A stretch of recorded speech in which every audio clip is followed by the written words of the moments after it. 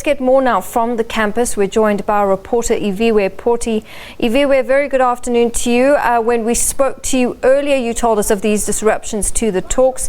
Nothing had yet happened then. What's the update for us now?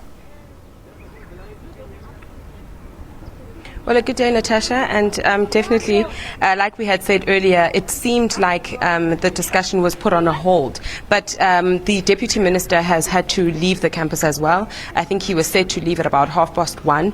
Unfortunately, that didn't end well as students tried to, force him to give them an answer in terms of what were they going to do now? How were they going to address their issues now? In terms of what were they going to do with the list that they had given out?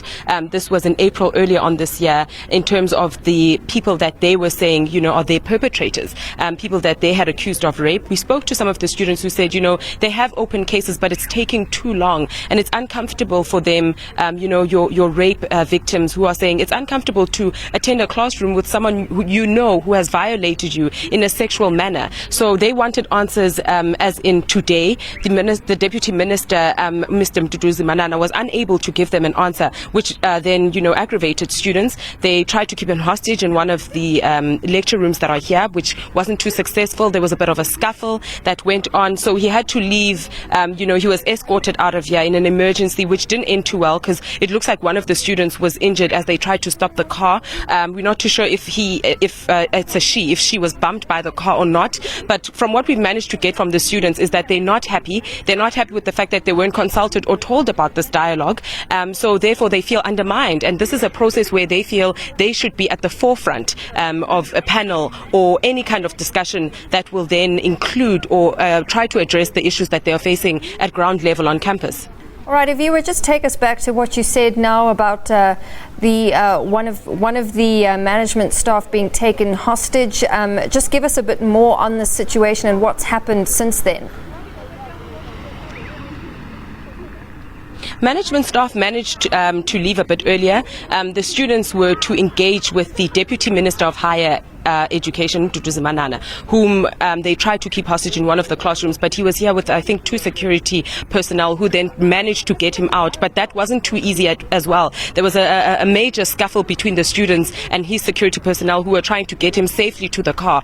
He did say, he was looking to address their issues, but in the manner which they were coming, trying to address him as well, he wasn't having it. He was saying that they needed to, sit down as adults and discuss, and he couldn't at this time, as in today, try and address their issues in a hurry in terms of having the students that they say they want suspended, which was those students that are the so-called accused that have been put on a list by Rhodes University students, particularly if you remember in the beginning, earlier in this year, around April. So he was saying, they need to let the law take its course.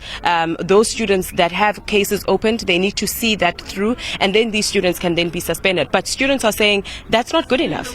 It's not comfortable as a rape victim to attend a class or walk around on campus knowing that your perpetrator's walking free. So that's where the scuffle then started.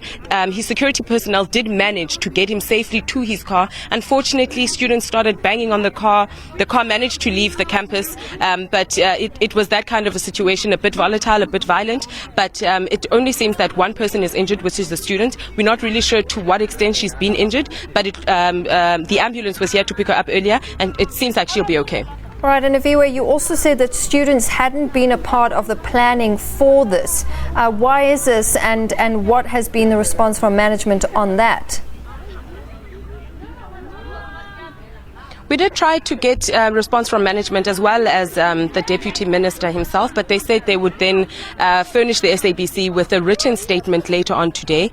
So we're still waiting for that statement. According to students, they didn't get an invite to the dialogue that would happen today. Apparently only 1 or 2 students were invited, which, understandably would make the students upset, as they do feel that they should be at the forefront. And this is a matter that then affects the whole Rhodes University as an institution. It's not only females that we see here that are up in arms, but as well as they're getting a lot of support from male students as well. So when we spoke to them, they were saying, number one, they should have been involved and they should have been invited and included in this dialogue as a student body as a whole. So we are still waiting for a response from management of the Rhodes University, but they said they would furnish the SABC, like I said, later on today with a written statement. Unfortunately, we weren't able to speak to the VC, Dr. Mabizel. All right, and Iviwe, it is, of course, Women's Month, but regardless, it goes without saying that these talks are important. So it's unfortunate that we're seeing these disruptions now. Yes, it is very unfortunate. Hopefully, Natasha, I don't know what will then happen after this, where these discussions will be held or how it will be carried on further out. But, it is Women's Month, so it is a bit sensitive. And I think the whole issue of rape itself is a big issue that South Africa is facing at the moment. And for students to stand up and talk against it is also, a movement.